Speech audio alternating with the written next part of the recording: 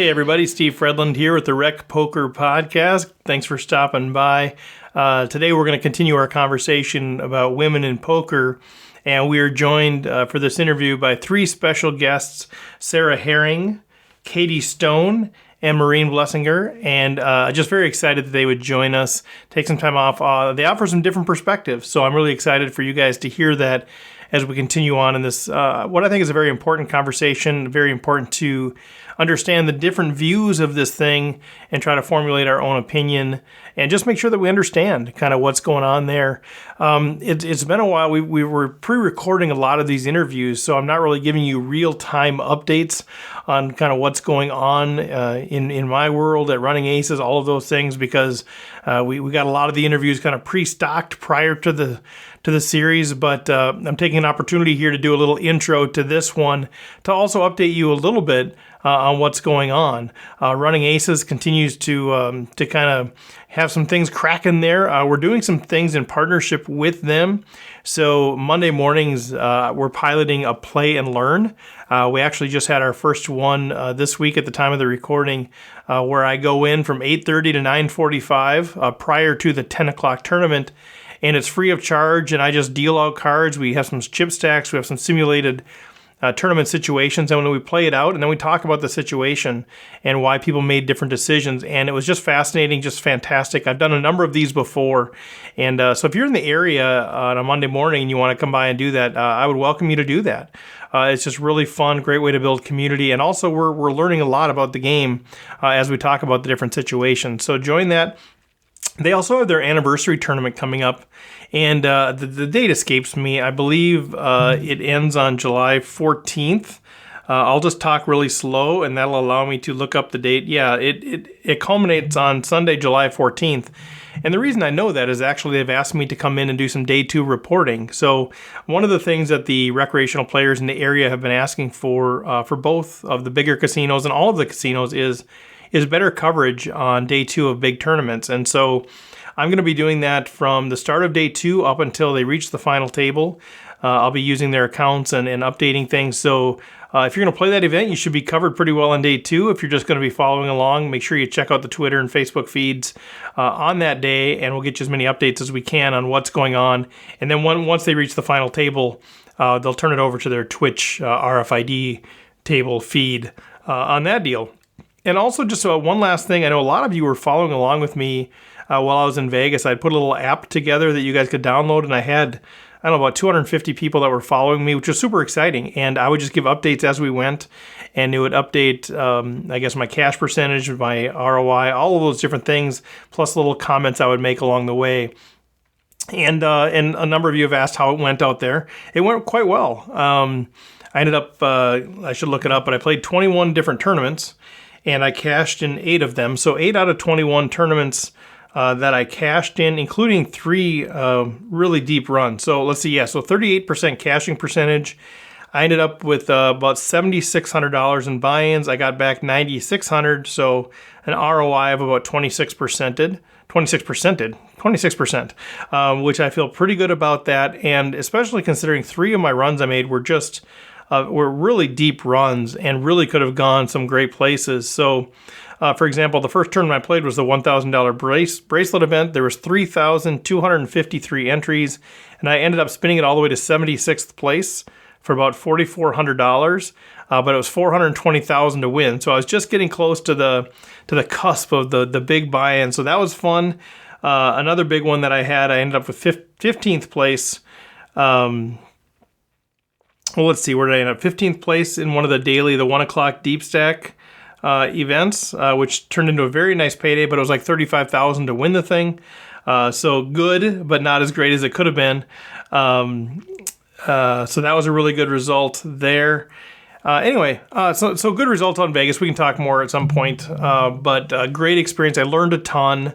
I was really keeping an eye on watching players that were the best at the table, or that at least I was the most impressed with, and trying to figure out what are they doing in different situations and really trying to learn from them. So there was some real good on the felt experience for that. So enough of my rambling. Let's get to the interview here with Sarah and Katie and Maureen. And if you have any questions, comments, concerns, feel free to reach out to me, steve@recpokertraining.com, and I'll be in touch as soon as I possibly can. So thanks for being here, and we'll chat with you later.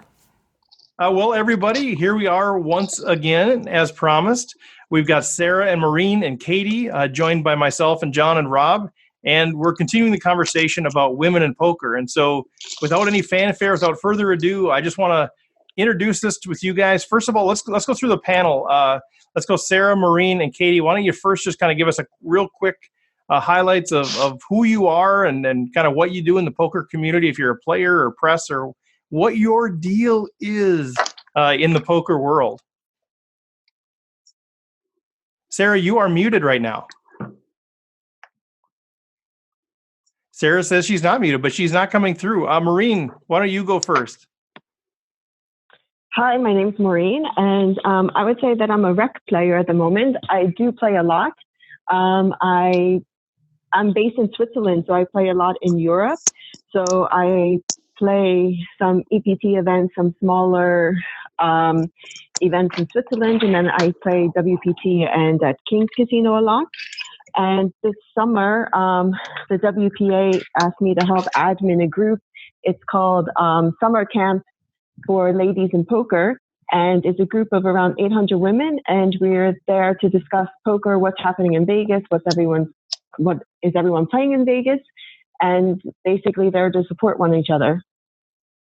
Okay, well, that sounds awesome. So are you in Vegas now, or you're not in Switzerland now because it's really early in the morning? No, I'm in Vegas. Okay, good. No. I'm starting to feel really bad that you're in Switzerland right now and it's like 2 a.m. Okay. No, I skipped the WSOP tag team event to join today, but no, I'm definitely in Vegas. Well played. That's right. Exactly. I know you were going to play the tag team, and we said, hey, you have a chance to come on the show. And you said, okay, forget the tag team, man. I'm going on the show. But well, seriously, thank you. Thanks for joining us. I very much appreciate it. Yeah, thanks for inviting me. How about you, Katie? Hi, everybody. My name is Katie Stone. I am a professional poker player. I've been playing poker full-time since 2009. I'm primarily an online player. I'm also a sponsored pro for BorgataPoker.com and MGM. I live in New Jersey and Las Vegas. And I am married to a professional online poker player as well. And I've been quite active in the women's community over the past decade. In 2011, I founded the Women's Forum on 2+2. And in general have played live tournaments in the range of like $200 to $400 buy-ins, mostly in the U.S. And then I go to Vegas for the bigger events. But I'm not a high roller or somebody who plays 10Ks very often. The only 10K I play is the main event. And yep, so that's me. Well, I know I saw that you won the Borgata Fall Poker Open $300 thing in November, and then I saw that last summer you actually made a pretty deep run in the main event, right? You finished like in the top 400, 378. Yeah, I forget what place I finished. It was my 4th or 5th time, I forget. 4th time maybe playing the main, first cash, first day 4, and yeah, it was, I mean, there's a lot of people that play the main event and don't cash for a long time. It's not like that big of a deal, but I know a lot of players who have played the main event, 7, 8, 9 times, and they've never cashed. But it's it's just like, you can't really get, I mean, it is like a really good poker tournament, obviously, and the structure is really good and everything, but yeah, and then I guess, I won a circuit. I won a WSOP online circuit ring in September, so like a couple months after that. So that was kind of fun. Well, we're all rec players, so we think cashing in the main event's a pretty big deal, even playing the main event. So congratulations. Okay, but if you wouldn't mind this year final tabling it, please, so we get some women at the final table, that would be wonderful. If you could take care of that. At least a woman. Yeah. Right. Any woman would be good. I mean, there was like a few years ago, I don't know if you remember, a few years ago, there was, we had a couple of shots where the ladies finished like 11th and 12th or something. Yeah. That was rough to watch. That was really rough. Yeah. For sure. Yeah. Well, thanks, Katie. Thanks so much for joining us. How about you, Sarah? I know you've been on the show before, but give a little bit of your background. She's still muted. I think, Sarah, we're still not picking you up. I don't know what's going on there. We were talking beforehand. I've got you unmuted on my side, so I don't know what's going on there. So yeah, I can read lips there. She probably has to click unmute or maybe sign out and sign back in, because that's happened to me before. Yeah, I did unmute you, Sarah, and I don't know what's happening there. We were chatting before, so maybe you want to log out and log back in, Sarah, unless you have anything else that you can do on your end. Apologize for that. We were testing it before, but Sarah will be back joining us in a minute as soon as she can. So feel free, Sarah, when you get back. Now. Oh, hey, what'd you do? What did you do? I just changed my inputs, but we were talking earlier, so I don't know what happened. I sneezed and then everything like disappeared or something. Computers, I don't know. But basically, I'm not a professional poker player. I think everyone knows that. I'm like a content creator. But I do say that my foray sort of into poker has really changed my feelings about women more than, say, coming into poker has. I think that when I think about women in poker, it's shifted my concept. I think a lot of women that came into poker were all the women that were like, we're guys, girls, and like we hang out with guys. And I think so many of us come into poker or come into this industry feeling like we're, you know, more connected to men or something. And then having been in this industry now for 10 years, I totally have changed my perspective on female friendships and being with women. And I like think women are the best thing in the world now, and that they make such great friends, and that actually this thing of being like, we're the guys, girls, secretly really all along, it was just like being insecure and not having the right group of girls around you, other girls who are supportive and not, you know, mean. Oh, that's interesting. Yeah, it's interesting how your paradigm has shifted that way. And but thanks for being on the show, Sarah. I'm excited to explore that more. So why don't we just kind of turn it over to you guys? And I guess the first question I want to just throw at you guys is, you know, the numbers are really low in terms of gender diversity. You know, it's something that we've looked at. It's something that you know we wondered about. I think a lot of people have wondered about. I'm of the belief that any community needs diversity to be as effective as possible. So that's kind of where I generally come from, is whenever I see an issue where there's lack of diversity, I think, okay, our community is not functioning as well as it should be. So that's kind of where it starts for me. But I guess the first question is it a problem? You know, some people will just say, well, the lack of diversity is just sort of it's just social conditioning. It's the norms. It's just a reflection on society, and it kind of is what it is. Whereas other people will say, no, this is actually a problem that we need to resolve. I'd kind of like to start there with, what's your perspective on how big of a problem or an issue is this lack of diversity, specifically thinking about tournaments with women playing? I have an unpopular opinion, for sure. I don't think it's a problem at all. And I think that this obsession with trying to get more women in poker is kind of ignoring the idea that maybe they don't want to play poker. Maybe if they did want to play poker, they would be playing poker. But I realize that's very unpopular opinion. Well, no, so I didn't know you felt that way, Sarah.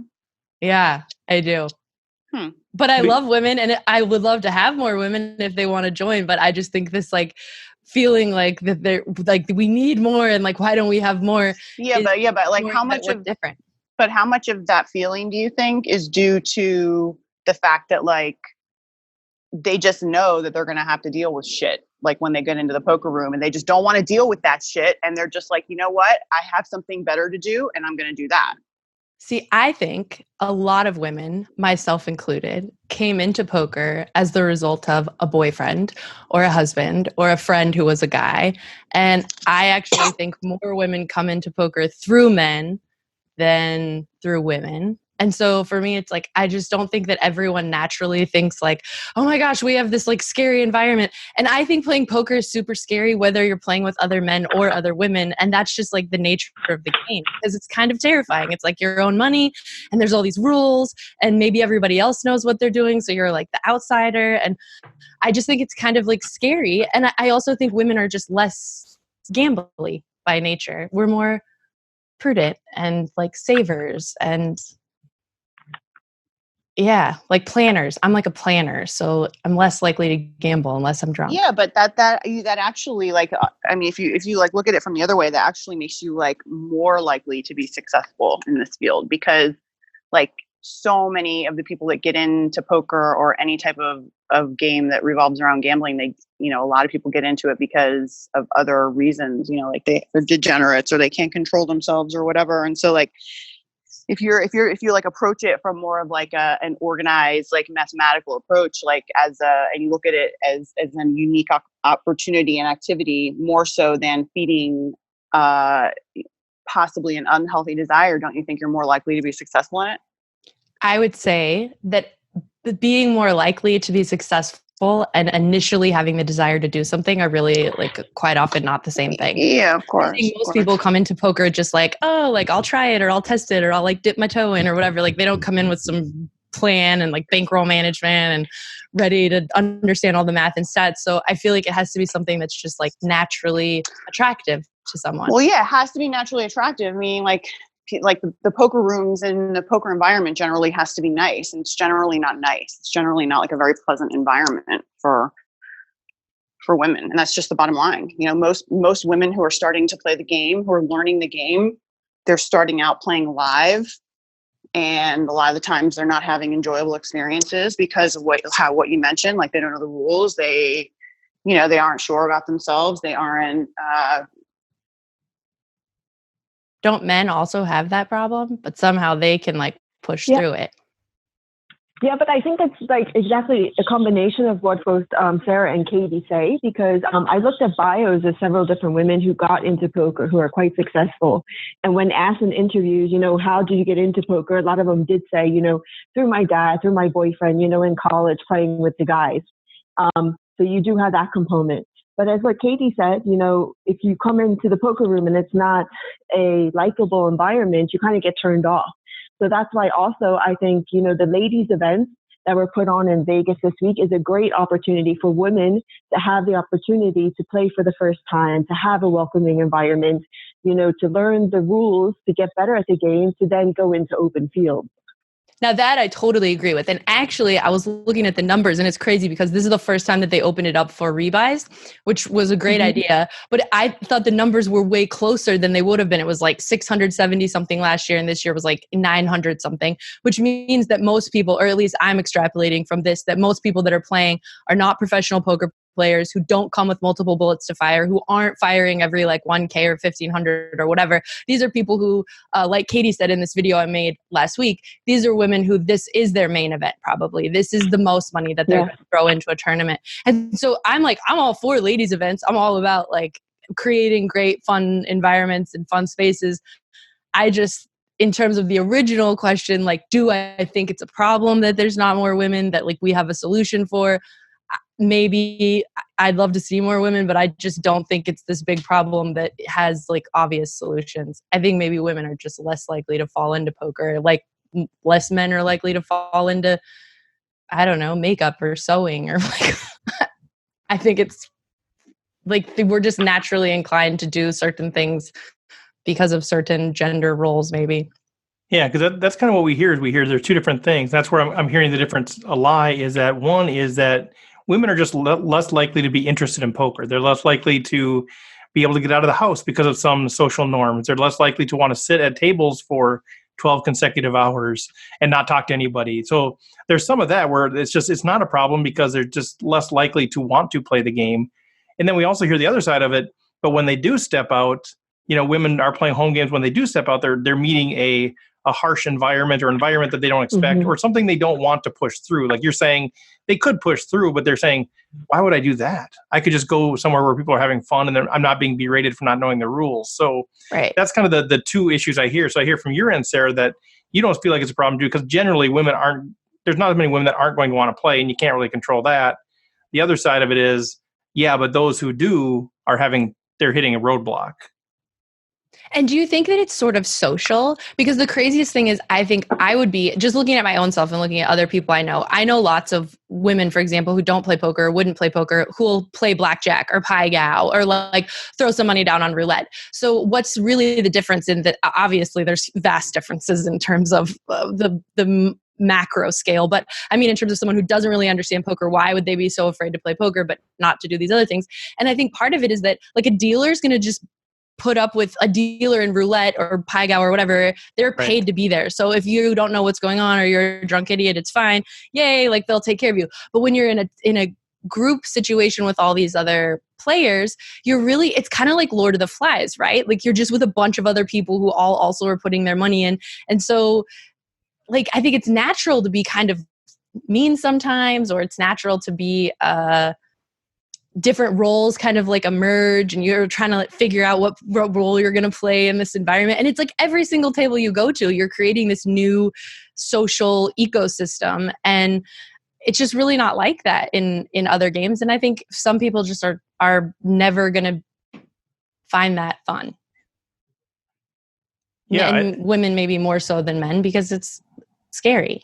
Yeah, and I think that's maybe a personality issue too. You hear, talk to some of the women that we've talked to, and they're just like, we just push through it. Just whatever. The guys can push through it. Why can't we push through it? So I think there's a personality, because I think there are guys as well that struggle with that. I mean, I've struggled with that at the bigger events. I know a lot of guys struggle with that even going to a casino, where I don't want to have to worry about making a play and being berated for that.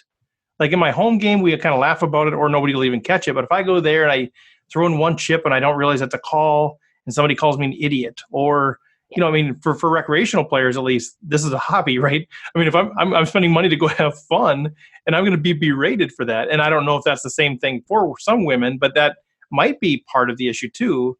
If you're going to be a pro, well, you kind of have to push through it.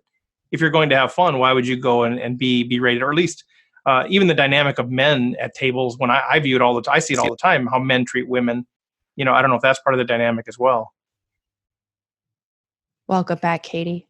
Hey, Katie. I feel like they got disappeared. Maureen, are you with? I'm still here. I'm okay. Just listening. Oh, I'm trying to collect my thoughts for an answer. Yeah, Katie had to drop off. It looks like she came back on, and she's there now too. So, yeah, Maureen, what do you think about some of those thoughts there? Yeah, well, I think it just comes down to, there's certain characteristics that make a good poker player. And I would say competitiveness is one of them. And like you said before, not all people have the sense or the desire for competitiveness. So, all the women who I know who play have this sense of competitiveness and want to push through the barriers. There's a lot of women who I met. Yeah, go ahead. I really wanted to ask you, I wasn't sure if both of y'all were on, because this is what I really want to ask. Do you find that playing with a group of men is, and we're not talking about the ladies event, I'm talking about like you sit down at a table and there's like 3 girls or 2 girls or whatever and 5 guys. Do you always find that the women are super receptive and great and the men are just all these sexist pigs? Or do you find that oftentimes women are really aggressive and mean too? Yeah, it's just a personality trait. There's some women who are very timid and quiet. There's other women at the table who are super aggressive, and the same thing with the men. Some men are hyper aggressive, make some sexist, macho comments, while others are super sweet. So I can't make a generalization on the topic. It really depends on the table that day, the different personalities that clashes, and how your table will be. Fully. It's like, it's totally everybody.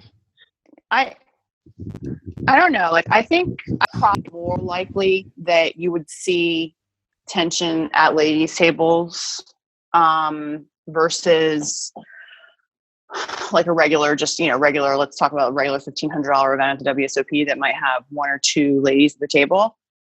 And the reason I think that is because I think that, like, as you guys were talking about, like the women who have been playing for a long time, who have stuck around, who are quote unquote pushing through, like you mentioned, I think that they are, sorry, I just lost my train of thought. Well, I was like, what were we talking there's about? some type of woman, so it naturally attracts a woman who's going to be like maybe more aggressive, more competitive, more like in your facey about things.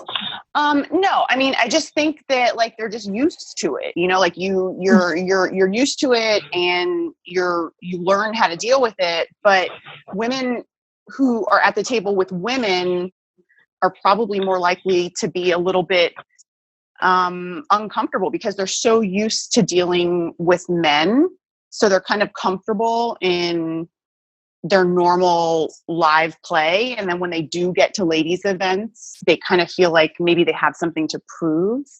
That's kind of like my feeling, because in some respects they become even more like maybe insecure a little bit, because now they're in this like new situation where they don't play ladies events that often. And so like this is one thing that can occur.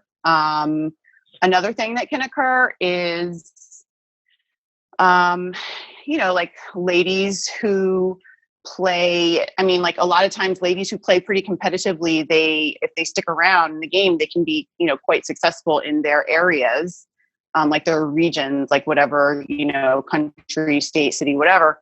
And so, maybe it is that kind of that dedication, that passion that does make them a little bit more, kind of excited, I don't want to say aggressive, but just a little bit more just passionate about playing, because they really kind of just want to show, like what they can do finally among women. Do you see what I'm kind of saying?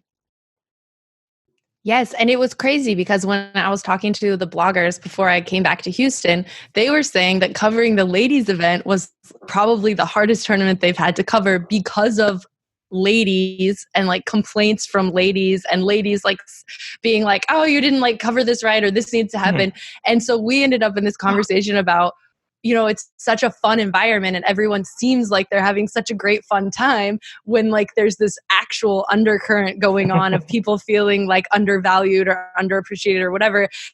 So I was saying, like, it's funny because at any tournament you go to, say there's 3 women or 2 women, you're always going to talk about the women who are there, the last woman standing, it really, like when I'm looking for interviews, it's like a woman stands out. So I'm always going to be looking for her. So I'm thinking every woman in poker is kind of always being a standout. Every woman in poker is always something original and something unique. And so then you put all the women together and everybody's used to being a special snowflake. And then now it's like they're all just like these special snowflakes all together, like battling it out, which I think creates a really unique environment. And the metagame with women, I think just in general is so different than with men. I mean, that's like not fair to say completely, but so the women are all on the outside. Everyone's just like, it's the best ever. We're having so much fun. Everything's amazing. And then like deep down, there's this like total undercurrent of all this other stuff going on, which is so woman. It's just like, that's what we do. We've got like infinite emotional depths that like you have to get deep down to really know what's going on. So we kind of alluded to it earlier, at least Sarah, you talked a little bit about, I think it the kind of more, you seem like you're more in the camp of it is what it is. There's less women playing poker. We don't need to emphasize trying to increase diversity. In fact, it sounds like you kind of have some negative feelings towards some of the efforts that have been done there. So correct me if I'm wrong there, but Maureen, Katie, what are your thoughts? Do you feel like there should be a concerted effort to try to increase gender diversity in poker?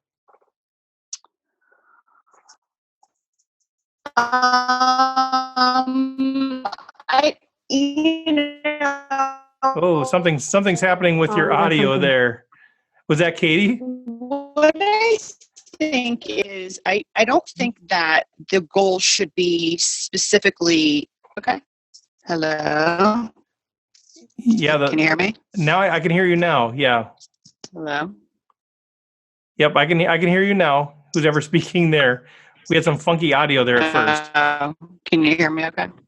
Yeah, it's kind of going in and out, but go ahead and give it a shot. Okay. Sorry about that. Wait.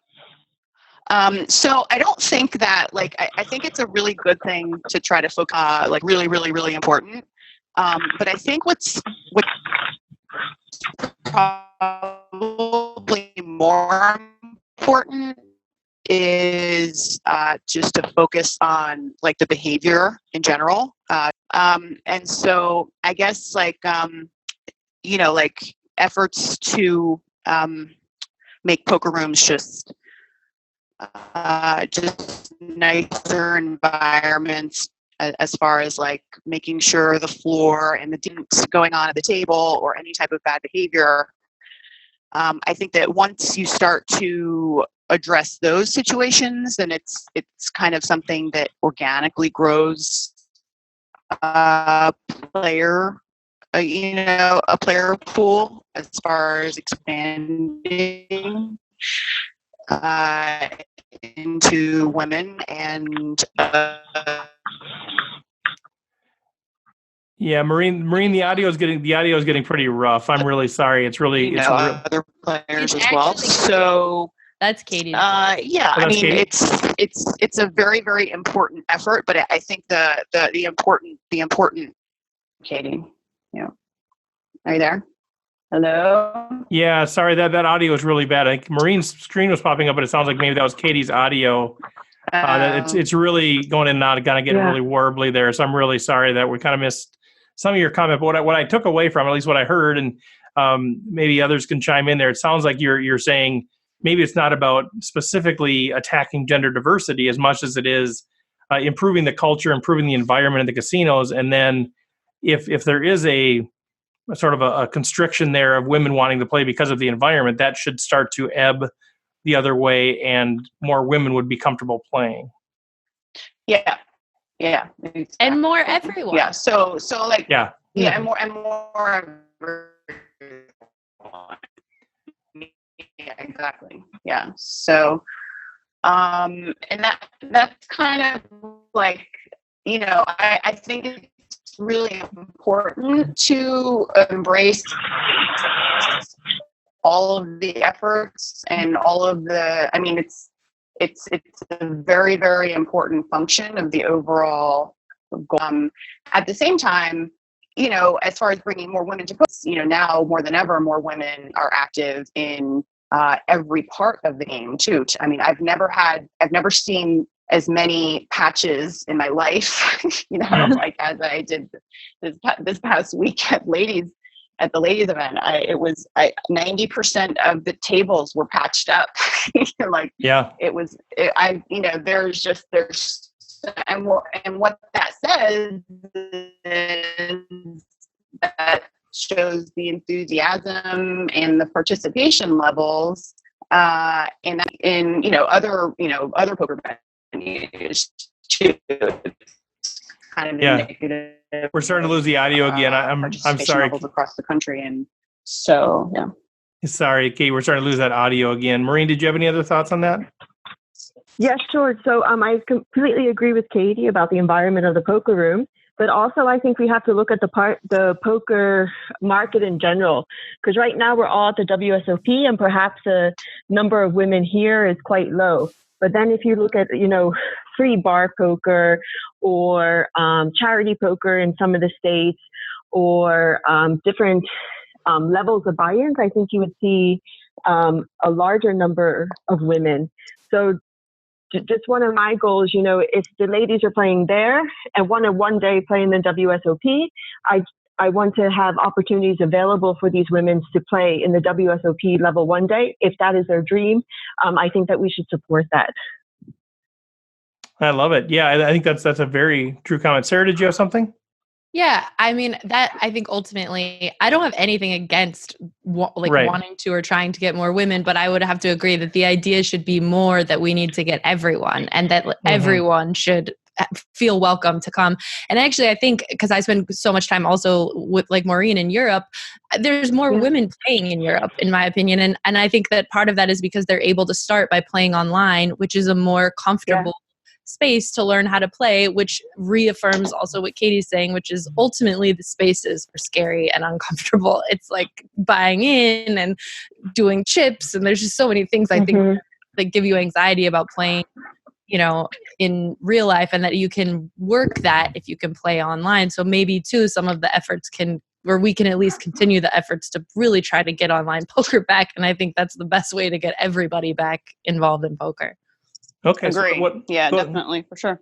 So what I'm hearing is there's sort of, for sure. It's more on the fact that there's barriers to entry into live tournament poker, of which, not a lot of women are going to try to hurdle over. There's not a lot of guys either. They're barriers that are for everybody, but for whatever reason, those barriers are really keeping women out of the game because they haven't been able to play online. They haven't grown up playing cards as much as some men have.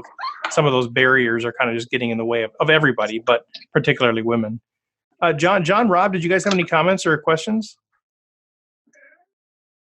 Yeah, as far as the online thing, so I'm a guy, and I started online, and I probably never would have set foot at a poker table in a casino without having had that online experience first, despite having playing tons of home games, because particularly back then, home games are just a completely different beast. I mean, we were playing 5-card draw or games they don't even spread in the casinos, and casino poker is very different, or at least it used to be before it was televised. I think the two have kind of merged together a little bit since the poker boom. So I think that's wonderful, and I think the idea of making it more welcome to everybody, anyone new coming to the game, I always try to make sure that they feel welcome and don't feel ostracized because they don't know when the action's on them, or that they're supposed to be putting their blind out, or all of the other little things that people who have spent hundreds of hours at the table just know automatically, and it comes as second nature. So I think that's good, but I think there's also something to be said for diversity in and of itself. I think as a group gets more diversity in any realm, whether that be gender or whether that be socioeconomic status or anything, you get more ideas, and I think it makes the group as a whole stronger. So that's why I would like to see more women in poker. I also think there is a little bit, since I'm a guy and some of the guys definitely are more negative towards women, I didn't have that extra hurdle to go over. So I think, bringing that down so that everyone feels welcome is a great idea. I love that, John. It's interesting. Since starting the podcast, I've actually had 3 people where I've specifically met them at the door of the casino and walked them in because they've said, I play some home games, but I don't know what to do. These are all guys, but I do it for gals too. But that there is that hurdle. There is that intimidation piece of going in the casino. They said, well, would you meet me at the door and actually show me what to do? And I've been honored to do that. I think that's interesting. Rob, what did you have? Then we'll turn it back over to the gals. Well, I think I mentioned earlier that in one of the previous podcasts that my first exposure to poker was not online. It was at the home games, obviously, like John's talking about. But I actually went to Canterbury Cards and went and sat in a 2-4 game just because I wanted to play. It just looked like so much fun. I was watching it on TV, right? and it was very, very scary. I mean, it took me a while, but maybe because I'm a guy, I just got through it and continued to play. But at the same time, we talked a little bit about the cultural thing, that women are a little less likely to become poker players just because of the cultural things that go on. But I think about it, I work in a building with about 500 people. And when I mention I play poker, there's a lot of people that think that this is a degenerate type of activity. Like, why would you do that? Why would you go play poker? So I think it's not so much just women versus men in poker. I think it's generally in society, there's not a lot of poker players out there, if you think about it. Sure, there's 6,000 guys, there's 6,000 people in the main event, but there's, how many, 500 million people in the United States? I mean, there's not that many people playing poker, and there's a lot of people that don't play poker that feel that it's a degenerate sort of activity. It's gambling. It's no better than going to the slot machines or whatever. So I don't, I think it's more of a cultural thing in general than it is a problem for women being in poker. I think that's so huge. And I just was reading Martin Harris, a friend of mine, wrote a book called Poker and Pop Culture. And it's called A History of the America's Favorite Card Game. But basically, the whole gist of the book is how the history of poker and how it's been portrayed in the mainstream media, how it's been portrayed in newspapers, how it's been portrayed in magazines, and that actually it's almost as if the mainstream media is hesitant, and I would say with a few exceptions in the last couple of years, but hesitant to, they always give a precursor, well, you probably shouldn't do it, but even as they started to figure out the statistical and mathematical elements, and that's something I was going to say in terms of, you said you were watching TV, like, I think the media is one of the best opportunities that we have to get new people. And actually, like, they just had the big press conference this morning for Jeopardy James, who, this is huge. Like, these are people that I know that are regular people who like to watch Jeopardy, who never considered the idea that maybe a poker player might be brilliant, or maybe sports betting might actually be something real. And my husband and I, we're just having this argument with, not argument, the debate with people in our church, because it's like frowned upon in our church. Poker is, right? And when they ask me what I do for a living, everyone's just like, whoa, I can't believe this, right? But my husband is always saying, okay, but you put your money in the stock market, you got a 401k, you work in those mutual funds, because actually poker is like infinitely closer to the stock market than it is to blackjack or anything else. And I think you're so right. Because it's like we're in this echo chamber of poker people. So we think people understand about poker, but the reality is the general public still thinks poker is the same thing as like meeting some guy on the street and like, giving him money for something. Like, it's crazy. What people think about poker is so crazy. And so the more opportunities that we have, I think Poker Go is doing a great job of this. Also, just getting it on CBS All Access, the main event being on ESPN. The more opportunities that we have for people to be exposed to the idea that this is a game of skill, the more likely people are to accept it just as a whole.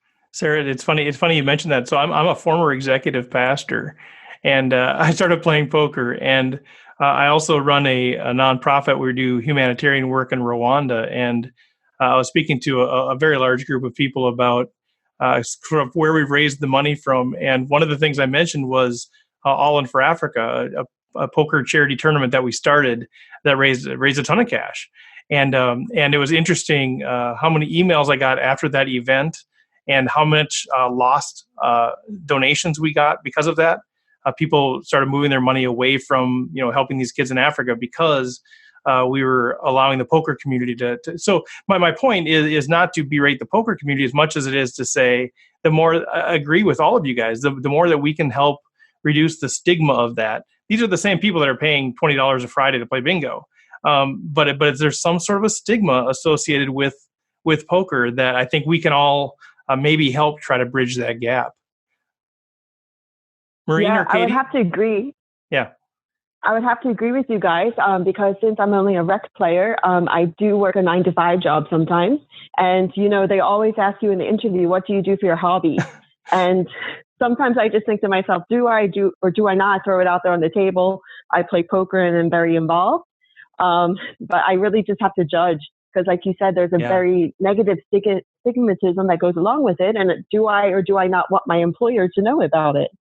Because it could go one of two ways, right? Either they say, oh my gosh, exactly. I do too. This is awesome. Or they're like, okay, here's a degenerate. We don't want somebody like that. They're probably going to steal from the company.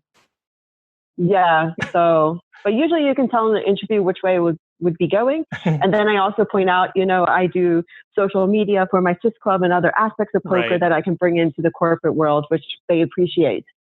So you're getting a read on them during the interview. Yes, exactly.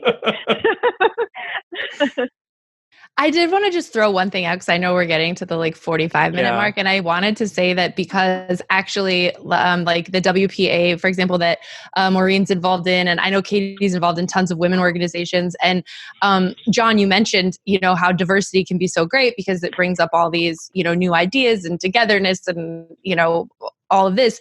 I was going to say that while I think diversity is super awesome and important, I also really think that having those spaces where women can just come together, and even if it was like Midwestern guys, or it's like guys who like poker and hockey or whatever it is, but creating those, spaces where you don't have diversity, those also can sometimes be spaces where people feel the most safe, or the most comfortable. I think, definitely I've been involved in some of the women's groups, and I can see that there are conversations, and I think people are honest about things that maybe they wouldn't be if it was a group that included lots of guys also in them.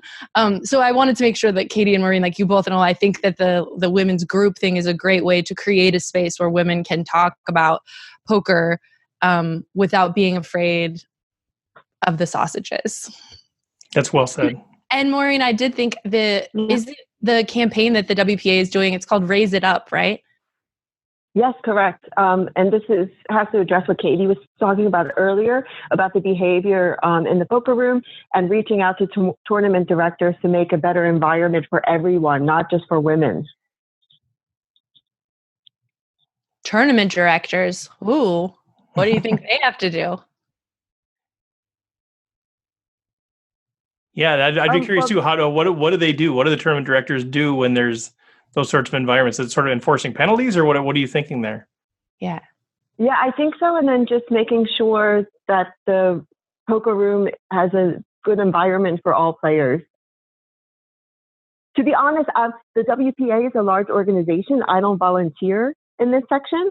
I do more the ladies summer camp group where it's more about tournament schedules, structure, budget, how to get your Caesars rewards card, because I'm more the organizer of the group. So. Okay. Yeah. I could probably speak to this. Can you guys hear me okay or no? Yep. Sounds good now. Yeah. Oh. Yeah, so actually this is something that we're going to be talking about. The TDA summit is coming up this Friday and Saturday at Aria.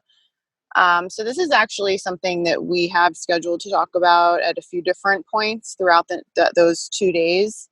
And the different poker room directors are always in attendance. Matt Savage, Tab from Borgata, Sean McCormick from Aria. Usually there's a couple other people too that kind of like run a panel and discuss lots of different topics. And this is definitely a big topic for this year. So I think they usually publish they usually videotape the entire summit, and then they usually publish it on YouTube. So that would be one way to check in on the discussion and see how things go around that topic. But I know that a lot of people are really concerned about that issue. So yeah, that would be really interesting to hear that conversation. Okay, well, we're about at time. I mean, time just flies by, and I could keep you guys on here for hours and hours. I just find it fascinating. But I want to give each of you guys at least a last shot to share anything else that's on your heart about this, good, bad, or ugly, or what you'd like to see, us middle-aged white privileged males do to help in this situation. That's part of why we're having the conversation, because it's mostly us guys that are talking about it, and we don't know. We can pretend, but if there's anything you'd like to see us do as part of the podcast or individually, or what you'd like to see happen in the poker rooms or whatever, anything else that's kind of on your heart as we wrap up the discussion. Oh, I'll wrap up because I'm sitting outside daycare. I need to run in and get my son. Okay, well, thanks for being on. Sorry, thanks.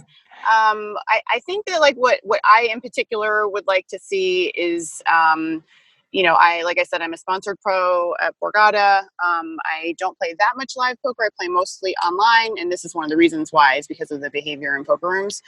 And I guess what I would just like to see is I would just like to see more guys actually just like stepping up at the table. Like if you see somebody who is just being a dick for no reason, or just harassing a woman or a dealer or any person at the table. It doesn't have to be, a female. Like I understand people don't want to stand up and say something. It changes the dynamic of the table. People are going to think you're like whatever, trying to get a phone number, or you're trying to be like this, big macho dude or whatever. But like it's not that. Like think on a bigger picture. You want more players to play poker because you want the player pools to continually expand. And the only way that will happen is if people are nice to each other. And the pros definitely have to set the example for sure. But it's all, like you said, these middle-aged white guys that are just watching the WSOP on TV once a week or whatever and playing in these home games and stuff. You guys have the power to also set the culture wherever you are playing. And you guys can absolutely say, look, like here, I don't know what happens where you guys play, but here, this is how we treat people. And like actually step up and say something about it. Don't be afraid to say it. Anyway, that's all. Drop the mic, man. I love it. That's fantastic. Sorry. No, that's great. Thanks, guys. I appreciate it. See you later. Thanks for being on. Thank you. Thanks. Bye. Bye, ladies. See you later. Bye. All right. How about either of you two?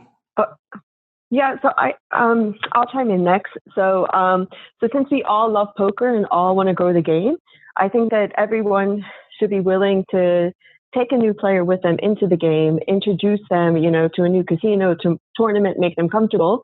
And if we all can bring one person and introduce them to the game, I think we'll just grow that way, whether it's male or female. I could not agree more, actually. I was going to say, I think the idea of trying to police everybody and like we have to be the moral police for everybody else about like what they should and shouldn't be doing or saying, like, for me, I'm not on board with that. I'm not a fan of that idea. I don't want to go to a poker table. And I got kicked out of a casino a few years ago for dropping too many F-bombs, which Why am I not surprised? I've been working on that, actually. I've been working on it, but I got kicked out. And even the whole table left with me, which I thought was awesome. Oh. This isn't, I don't feel like we have the responsibility to be the police of everybody else and tell everybody else how to behave. That being said, having home games, starting home games in your own area, going to other people's home games. There's all these like meetup groups and stuff because I thought, we're in Texas now, I'm never going to get to play poker. There's so many home games around here. I had no idea. Such a great way to meet people, get on the internet. There's all these forums, Facebook, 2+2, everywhere. Like for me, it's like, connect with people, bring poker to people, tell your best friend how much you love it and like invite her over to play heads up and drink wine one night or whatever it is. Like, I think it's infinitely more effective to introduce people to poker than it is to police the people that are already there. Yeah. Well said.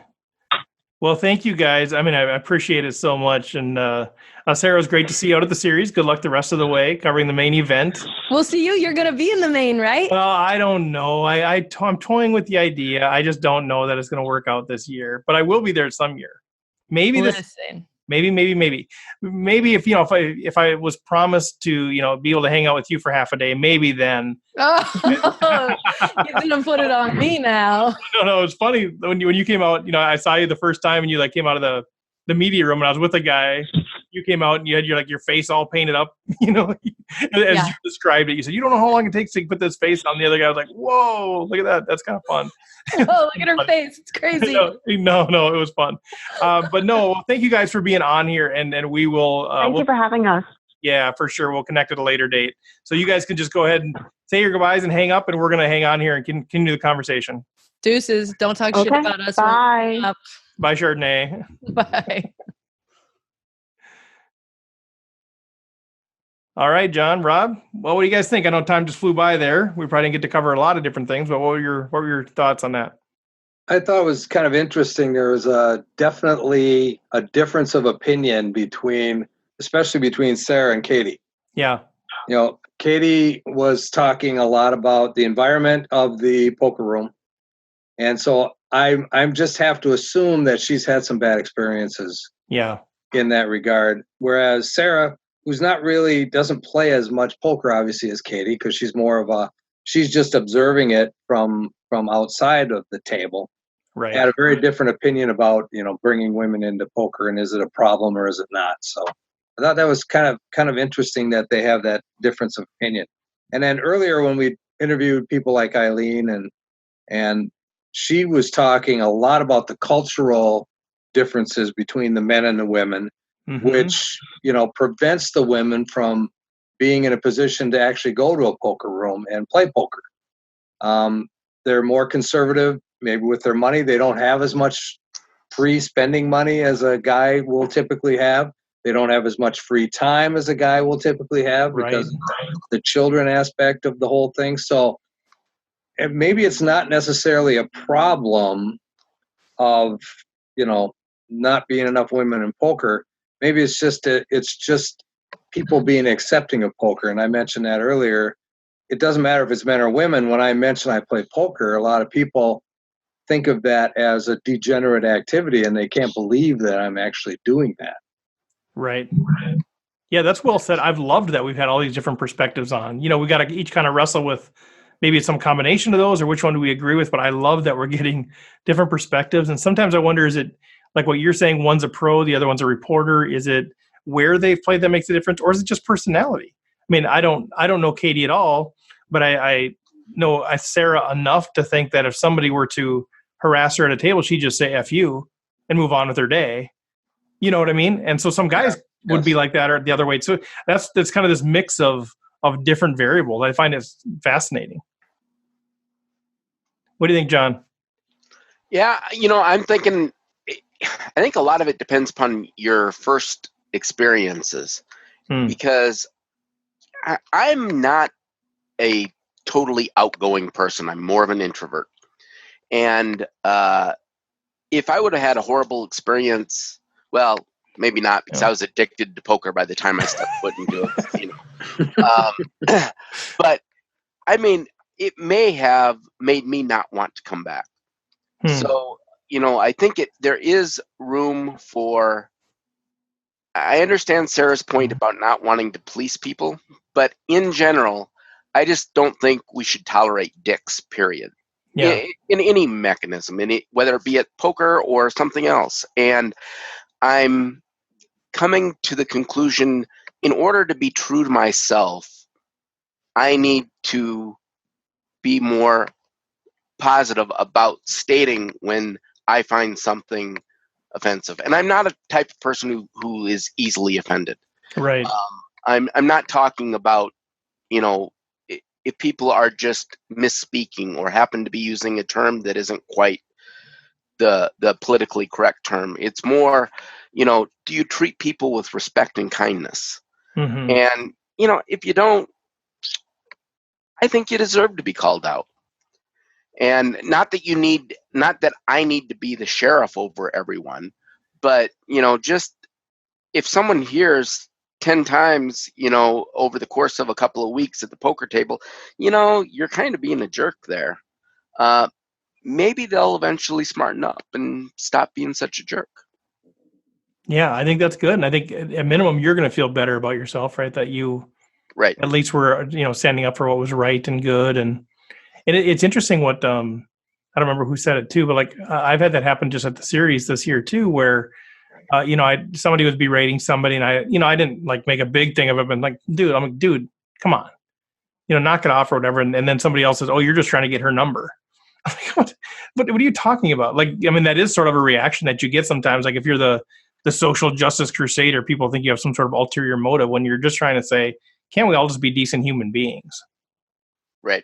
I tend to be a little more passive aggressive when I call somebody out at the poker table. I just, I try to, rather than just say, hey, come on, that was really a horrible comment. I will say something in defense of the person that's being attacked, and to try to, at the same time, kind of belittle the guy that's attacking the guy. So I don't come right out and be a social justice warrior. Yeah. I come out and kind of subtly do that passive aggressive thing and kind of stick it to him, make him feel like a little smaller than he felt a minute ago. I like that too. I like that too. That's just my personality, I guess. Yeah. Well, it's interesting, guys. I mean, I think it's fun. This is the 5th one, and we've got a couple more that we're recording next week at least. I'm still hoping to get Maria Ho on. She promised she'd come on the show, so we're waiting to see what happens there. I told you guys that story. I think I'll share it with the audience. I had a chance to play with her at the $1,000 buy-in bracelet event, and she sat down at the table, and probably within an orbit, she proceeded to shove her 15 big blinds into my. She was in a later position. She shoved into my big blind, and I had ace 10. And I'm like, oh, what do I do here? And I actually asked her. I said, if you agree to come on the podcast, I'll fold. I told her we're doing a series on women in poker, and if you come on the podcast, I'll fold. And she said, okay, I'll come on the podcast. So I folded, but now I have to try to get her to commit to that. She did tweet me later. She said she had king queen, so I felt a little bad that I had folded. But but hopefully we can get her on the show too. But anyway, we've had 5 now. We'll have a couple more, and I'm excited about it. I think it's been a good conversation, and then it'll be interesting to see if we actually land somewhere or just have sort of this wide angle lens of all these different perspectives. It's a complex topic, so coming to a conclusion, I think is doubtful. But, as long as we just evolve our thinking, I think that's a step in the right direction. Good point. Yeah, and entertain all of the different perspectives. I think there's already been a couple new perspectives that lenses that I wasn't quite looking through before. Rob, did you have something there? I think I had some preconceived notions about that it was a problem, and and it was really because the poker room was not a very inviting place for women. And now I'm getting a bigger perspective from all the conversations we've had, that it's more than just that. And then I start looking back, like I say, when I first walked into a poker room, and then how people that I interact with in a day-to-day basis at work or wherever, how they feel about poker in general. Mm-hmm. So there's so many aspects of this that my preconceived notions are changing quite a bit. Yeah, and I kind of went in thinking that most women are just really upset about the gender diversity issue. And it's interesting to see they're taking the higher road. If they are upset, they're saying, well, there's barriers to everybody. And some are just saying, well, this is societal norms, whatever. But it's interesting. Yeah, I kind of expected everybody to be much more bitter about it. And maybe that's because I've been influenced by the news stories, because when they look at the demographics, they say, 97% of these players are men. What's wrong with the thing? So that's kind of a newsworthy thing. But as you kind of dig in, it doesn't seem like the general tenor of all women is bitterness over that number. Well, from a selfish point of view, there's also, everything, no matter what it is either shrinking or growing. Things just do not hold constant. So we would like to see poker grow. Yeah. Well, women are an untapped resource as far as poker players are concerned. So from a completely selfish point of view, Mm-hmm. it would be great to get more women into playing poker, and any other group that doesn't currently play, getting more of them in from a selfish point of view makes perfect sense. Yeah. And hopefully it makes the community as a whole stronger as well. Yeah, I love that too. Well, any final words, gentlemen? Thanks for jumping on. Thanks for sticking with me through all these interviews. It's awesome to have several voices and people bring in different perspectives. So I really do appreciate it. Doing a great job, Steve. Thank you, sir. We'll be in touch soon. All right. Have a good night. Good night, guys.